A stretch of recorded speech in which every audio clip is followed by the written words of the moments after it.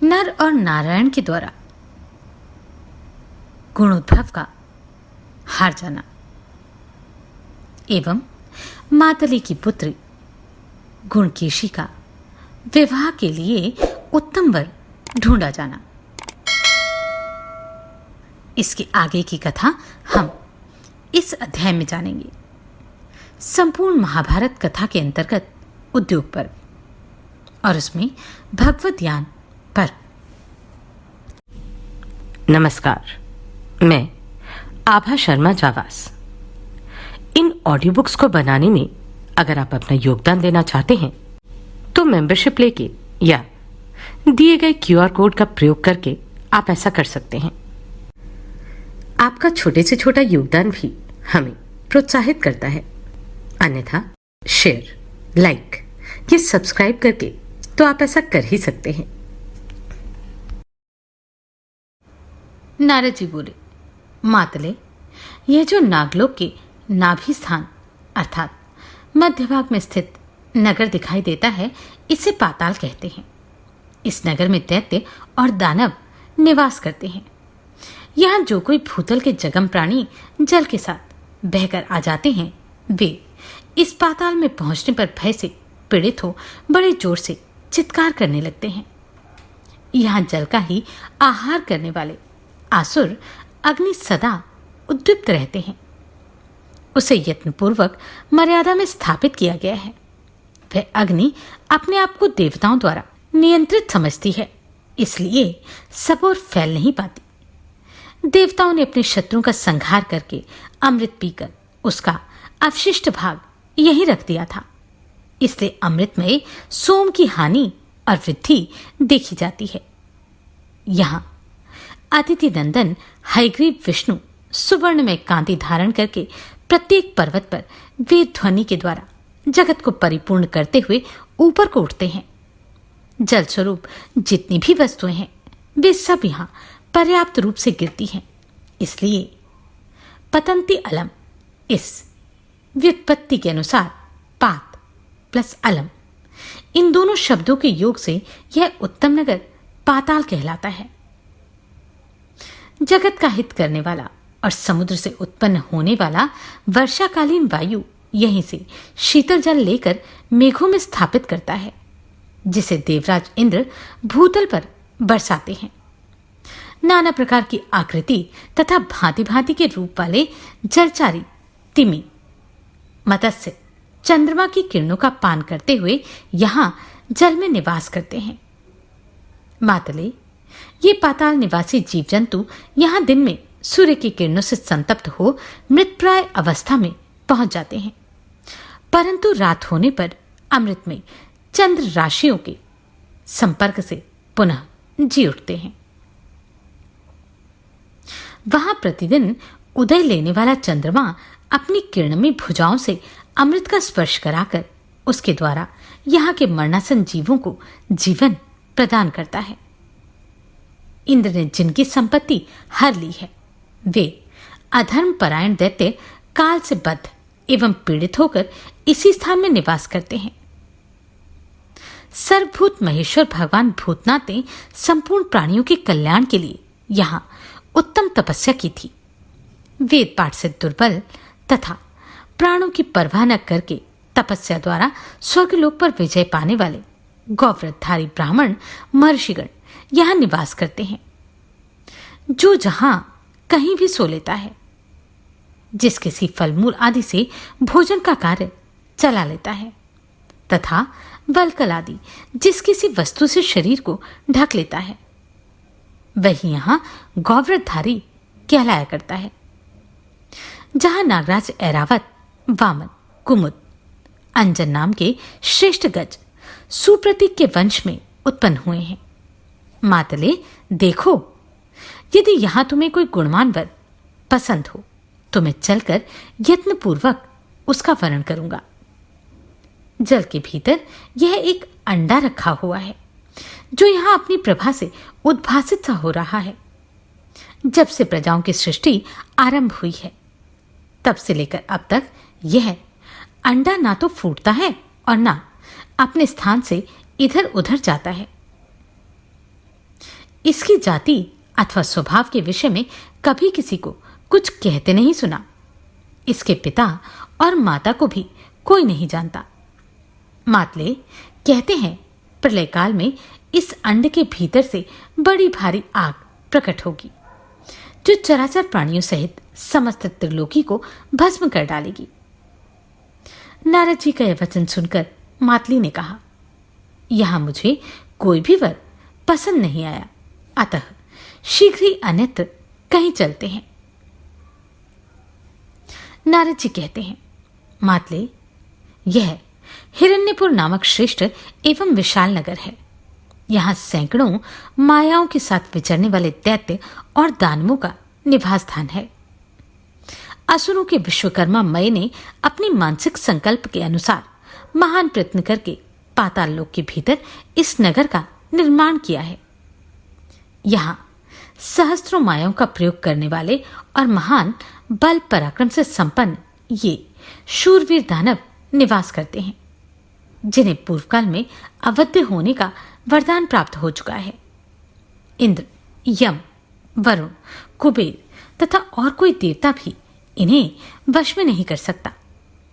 मातले, भगवान विष्णु के चरणों से उत्पन्न हुए कालखंज नामक असुर तथा ब्रह्मा जी के पैरों से प्रकट हुए बड़ी बड़ी दाढ़ों वाले भयंकर वेग से युक्त, प्रगतिशील, पवन के समान पराक्रमी एवं मायाबल से संपन्न नैऋत्य और यातुधन इस नगर में निवास करते हैं।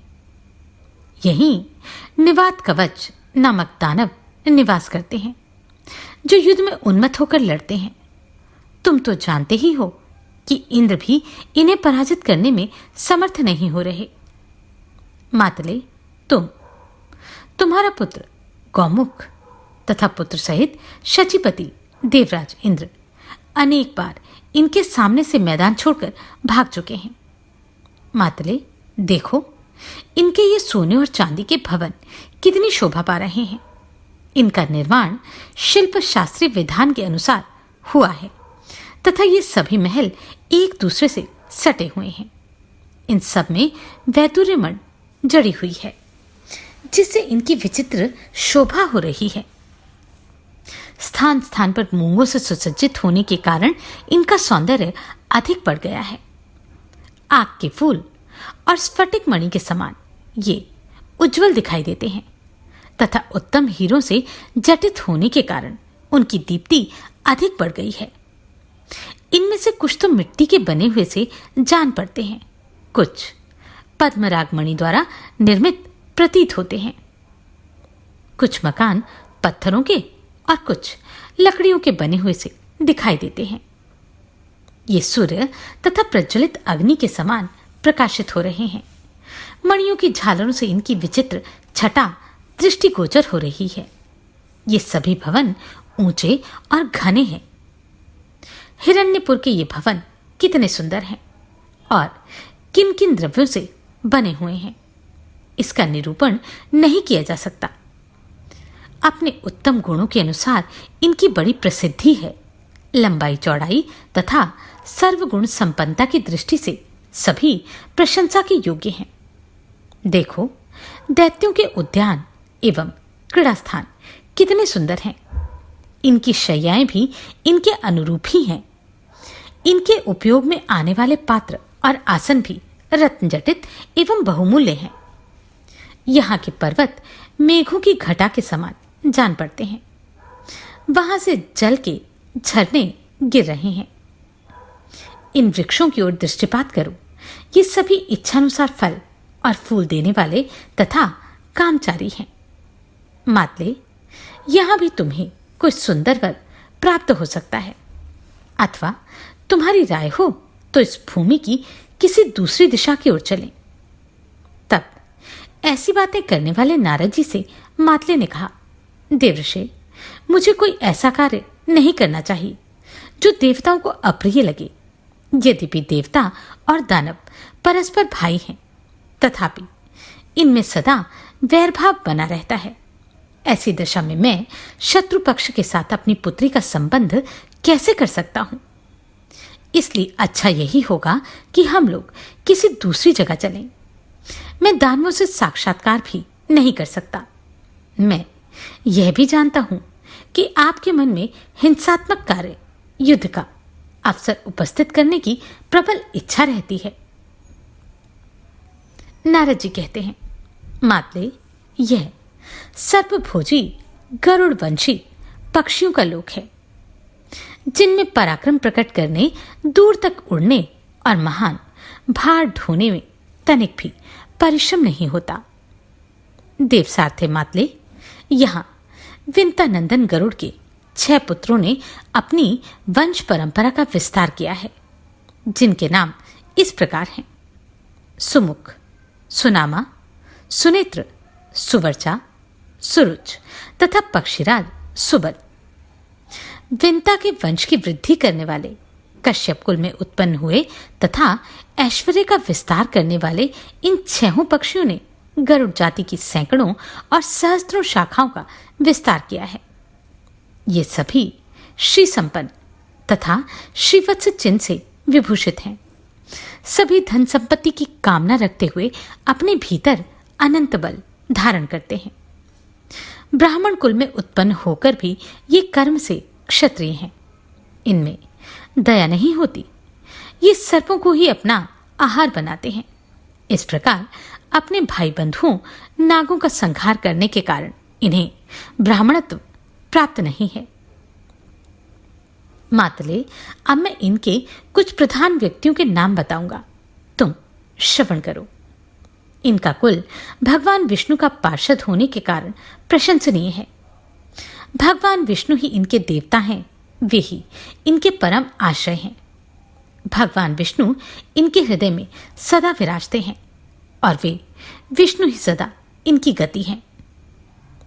सुवर्णचूड़, नागाशी, दारुण, चंडतुंडक, अनिल, अनल, विशालाक्ष, कुंडली, पंकजित, वज्र, विष्कंभ, वैंतेय, वामन, वातवेग, दिशा चक्षु, निमेश, अनिमेश, त्रिराव, सप्तराव, वाल्मीकि, दीपक, दैत्यद्वीप, सरद्वीप, सारस, पद्मकेतन, सुमुख, चित्रकेतु, चित्रबह, अनग, मेषित, कुमुद, दक्ष, सर्पांत, सहभोजन, गुरुभार, कपोत, सूर्यनेत्र, चिरांतक, विष्णुधर्मा, कुमार, परिभर, हरि,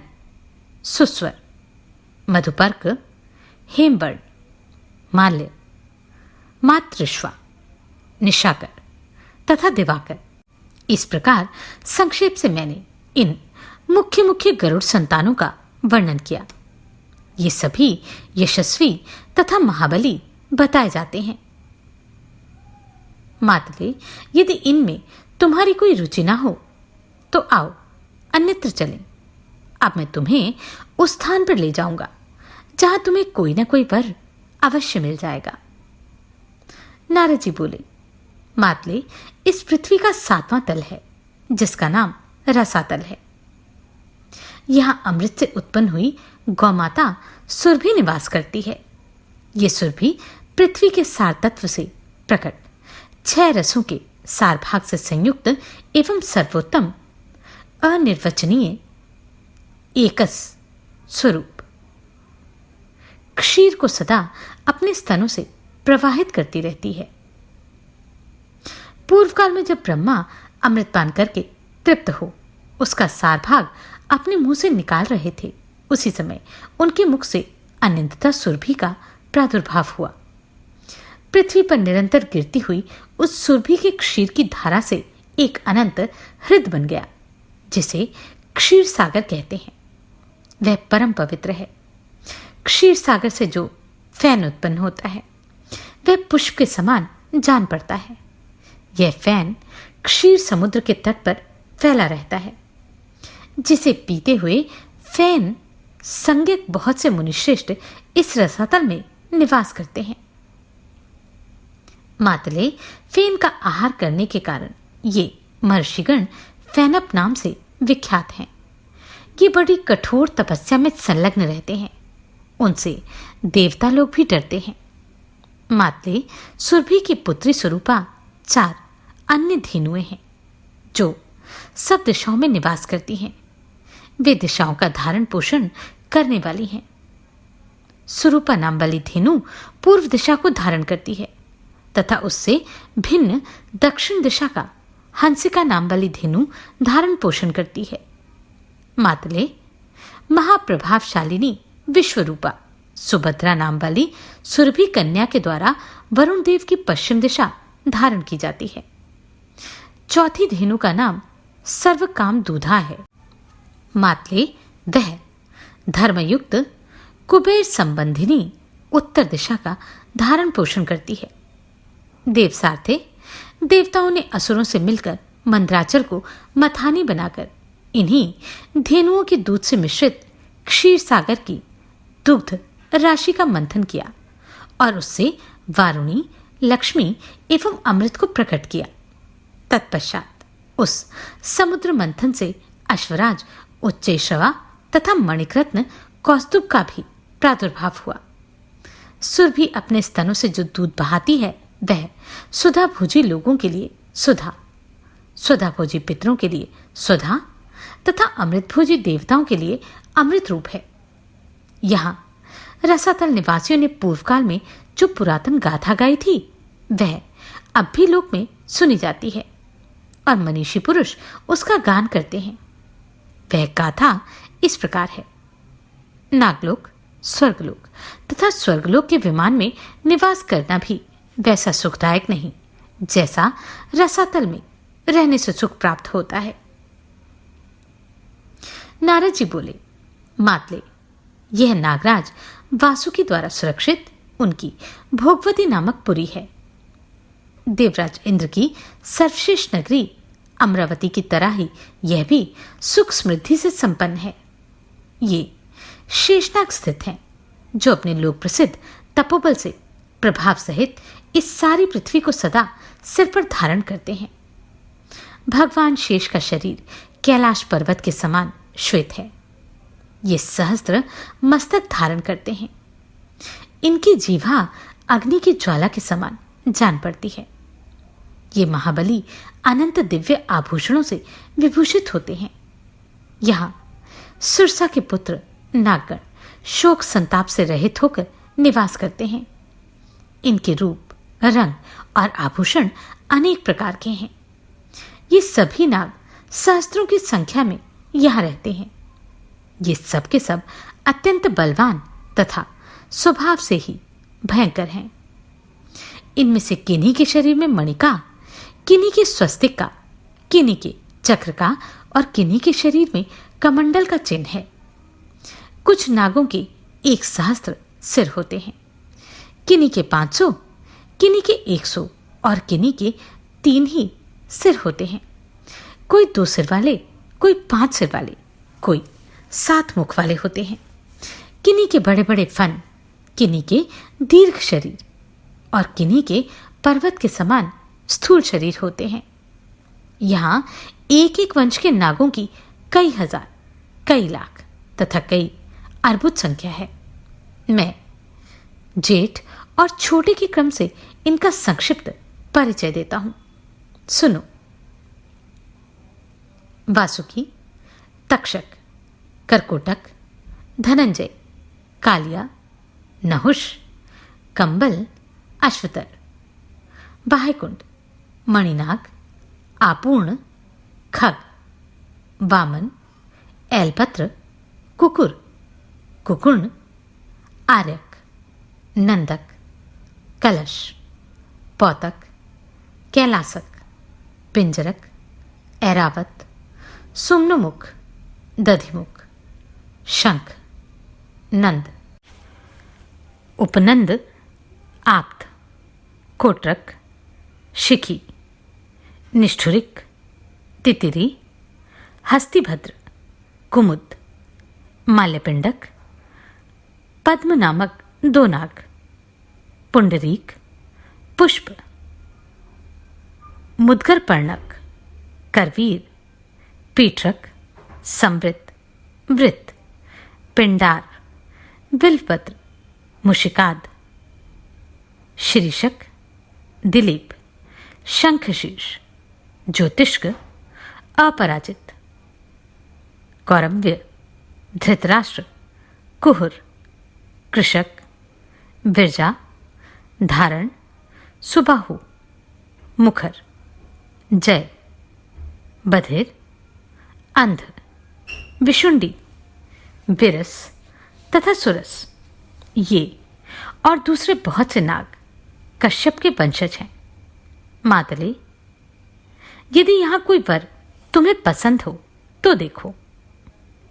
कर्ण मुनि कहते हैं, राजन, तब मातली स्थिरतापूर्वक एक नाग का निरंतर निरीक्षण करके प्रसन्न से हो उठे और उन्होंने नारद जी से कहा। मातले ने कहा, देवर्षि, यह जो कौरव्य और आर्यक के आगे कांतिमान और दर्शनीय नागकुमार खड़ा है, किसके कुल को आनंदित करने वाला है? इसके माता पिता कौन है?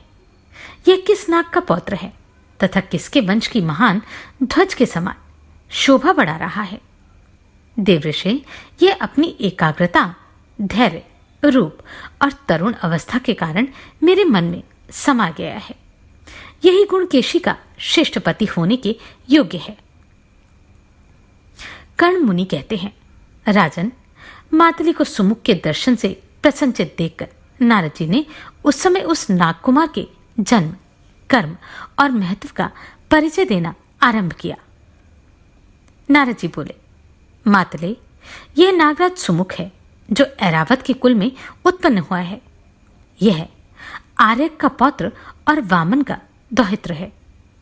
सूत, इसके पिता नागराज चिकुर थे, जिन्हें थोड़े ही दिन पहले गरुड़ ने अपना ग्रास बना लिया है। तब मातले ने प्रसन्नचित होकर नारद जी से कहा, तात, यह श्रेष्ठ नाग मुझे अपना जामाता बनाने के योग्य जज गया है। मैं इससे बहुत प्रसन्न हूं। आप इसी के लिए यत्न कीजिए। मुने, मैं इसी नाग को अपनी पुत्री देना चाहता हूं। कणव मुनि कहते हैं, कुरुनंदन, मातली की बात सुनकर मुनिश्रेष्ठ नारद ने नागराज आर्यक से कहा, नागराज, ये इंद्र के प्रिय सखा और सारथी मातली हैं। इनमें पवित्रता, सुशीलता और समस्त सद्गुण भरे हुए हैं। ये तेजस्वी होने के साथ ही बल पराक्रम संपन्न भी हैं। इंद्र के मित्र, मंत्री और सारथी सब कुछ यही है। प्रत्येक युद्ध में ये इंद्र के साथ रहते हैं। इनका प्रभाव इंद्र से कुछ ही कम है। ये देवासुर संग्राम में सहस्त्र घोड़ों से जुटे हुए देवराज के विजयशील श्रेष्ठ रथ को अपने मानसिक संकल्प से ही संचालन और नियंत्रण करते हैं। ये अपने अश्वों द्वारा जिन शत्रुओं को जीत लेते हैं, उन्हीं को देवराज इंद्र अपने बाहुबल से पराजित करते हैं। पहले इनके द्वारा प्रहार हो जाने पर ही बलनाशक इंद्र शत्रु पर प्रहार करते हैं। इनकी एक सुंदरी कन्या है, जिसके रूप की समानता भूमंडल में कहीं नहीं है। उसका नाम है गुणकेशी। वह सत्य, शील और सद्गुणों से संपन्न है। देवोपम कांति वाले नागराज ये मातली बड़े प्रयत्न से कन्या के लिए वर ढूंढने के निमित्त तीनों लोकों में विचरते हुए यहां आए हैं। आपका पौत्र सुमुख इन्हें अपनी कन्या का पति होने योग्य प्रतीत होता है। उसी को इन्होंने पसंद किया है। नागप्रवर आर्यक, यदि आपको भी यह संबंध भली भांति रुचिकर जान पड़े तो शीघ्र ही इनकी पुत्री को ब्याह लाने का निश्चय कीजिए। जैसे भगवान विष्णु के घर में लक्ष्मी और अग्नि के घर में स्वाहा शोभा पाती है, उसी प्रकार सुंदरी गुणकेशी तुम्हारे कुल में प्रतिष्ठित हो। अतः आप अपने पौत्र के लिए गुणकेशी को स्वीकार करें। जैसे इंद्र के अनुरूप शची है, उसी प्रकार आपके सुयोग्य पौत्र के योग्य गुणकेशी है। आपके और ऐरावत के प्रति हमारे हृदय में विशेष सम्मान है, और यह सुमुख भी शील, शौच और इंद्रिय संयम आदि गुणों से संपन्न है। इसलिए इसके पितृहीन होने पर भी हम गुणों के कारण इसका वर्ण करते हैं। ये मातली स्वयं चलकर कन्यादान करने को उद्वत है। आपको भी इनका सम्मान करना चाहिए। कणव मुनि बोले, कुरुनंदन। तब नागराज आर्यक प्रसन्न होकर दीन भाव से बोले। आर्यक पुनः बोले, देवऋषि, मेरा पुत्र मारा गया और पौत्र का भी इसी प्रकार मृत्यु ने वरण किया है। अतः मैं गुणकेशी को बहू बनाने की इच्छा कैसे करूं? महर्षि, मेरी दृष्टि में आपके इस वचन का कम आदर नहीं है, और ये मातली तो इंद्र के साथ रहने वाले उनके सखा हैं, अतः ये किसको प्रिय नहीं लगेंगे। परंतु माननीय महामुने, कारण की दुर्बलता से मैं चिंता में पड़ा रहता हूं। महाद्युते, इस बालक का पिता जो मेरा पुत्र था गरुड़ का भोजन बन गया। इस दुख से हम लोग पीड़ित हैं। प्रभु, जब गरुड़ यहां से जाने लगे तब पुनः ये कहते गए कि दूसरे माह में मैं सुमुख को भी खा जाऊंगा। अवश्य ही ऐसा ही करूंगा, क्योंकि हम गरुड़ के निश्चय को जानते हैं। गरुड़ के इस कथन से मेरी हंसी खुशी नष्ट हो गई है। कर्ण मुनि कहते हैं, राजन, तब मातले ने आर्यक से कहा, मैंने इस विषय में एक विचार किया है। यह तो निश्चय ही है कि मैंने आपके पौत्र को जामाता के पद पर वरण कर लिया है। अतः यह नागकुमार मेरे और नारद जी के साथ त्रिलोकीनाथ देवराज इंद्र के पास चलकर उनका दर्शन करे। साधु शिरोमणि, तदनंतर मैं अवशिष्ट कार्य द्वारा इसकी आयु के विषय में जानकारी प्राप्त करूंगा और इस बात की भी चेष्टा करूंगा कि गरुड़ इसे न मार सके। नागराज, आपका कल्याण हो। सुमुख अपने अभिष्ट कार्य की सिद्धि के लिए मेरे साथ देवराज इंद्र के पास चले। तदनंतर उन सभी महातेजस्वी सज्जनों ने सुमुख को साथ लेकर परम कांतिमान देवराज इंद्र का दर्शन किया, जो स्वर्ग के सिंहासन पर विराजमान थे। देवयुग से वहां चतुर्भुज भगवान नारायण भी उपस्थित थे। तदनंतर देवऋषि नारद ने मातले से संबंध रखने वाला सारा वृतांत कह सुनाया। वैशंपायन जी कहते हैं, जन्मेजय, तत्पश्चात भगवान विष्णु ने लोकेश्वर इंद्र से कहा, देवराज, तुम सुमुख को अमृत दे दो और इसे देवताओं के समान बना दो। वासव, इस प्रकार मातली, नारद और सुमुख ये सभी तुमसे इच्छानुसार अमृत का दान पाकर अपना ये अभिष्ट मनोरथ पूर्ण कर ले। तब देवराज इंद्र ने गरुड़ के पराक्रम का विचार करके भगवान विष्णु से कहा, आप ही इसे उत्तम आयु प्रदान कीजिए। भगवान विष्णु बोले, प्रभु, तुम संपूर्ण जगत में जितने भी चराचर प्राणी हो उन सब के ईश्वर हो। तुम्हारी दी हुई आयु को बिना दी हुई करने अर्थात मिटाने का साहस कौन कर सकता है। तब इंद्र ने उस नाग को अच्छी आयु प्रदान की, परंतु बलासुर और वृत्रासुर का विनाश करने वाले इंद्र ने उसे अमृत भोजी नहीं बनाया। इंद्र का वर पाकर सुमुख का मुख प्रसन्नता से खिल उठा। वह विवाह करके इच्छानुसार अपने घर को चला गया। नारद और आर्यक दोनों ही कृतकृत्य हो महातेजस्वी देवराज की अर्चना करके प्रसन्नतापूर्वक अपने अपने स्थान को चले गए। तो क्या गरुड़ ने सुमुख का वध नहीं किया? क्या कहें कि सुमुख का भक्षण नहीं किया? कर्ण ऋषि के द्वारा यह कथा क्यों सुनाई गई? इसका क्या आश्रय था? जानते हैं अगले अध्याय में। आप सभी को कोटि कोटि साधुवाद। आपने इन वीडियोस को इतना प्रेम दिया।